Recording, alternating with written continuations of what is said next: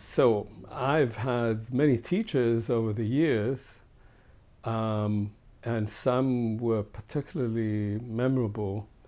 But I'd like to speak about one of them that I think looking back, had probably the greatest influence on me. His name is Saul Friedländer. I knew him as Shaul Friedländer because he was my teacher at Tel Aviv University. And when I started studying there in the mid-1970s, and he was a very popular lecturer.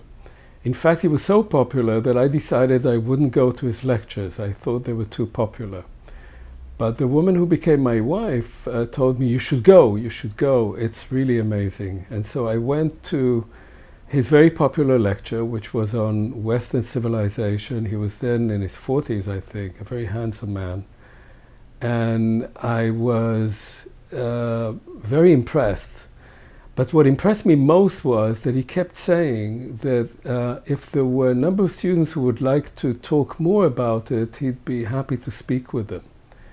And so one day I came up to him and I said, you know, we're a group of students, we'd like to meet you off campus. And he agreed. And we had two lengthy meetings with him at a private home. In fact, it was my apartment. And I thought to myself, many professors would not do that, would not sit with a bunch of undergraduates and talk with them. Now this Shaul Friedländer, or Saul Friedländer, became one of the most influential historians of the Holocaust. He's now in his 90s. He's written very important books.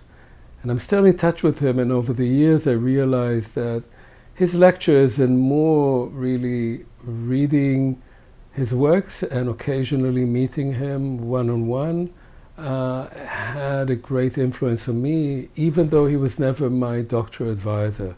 And I remember that to this day.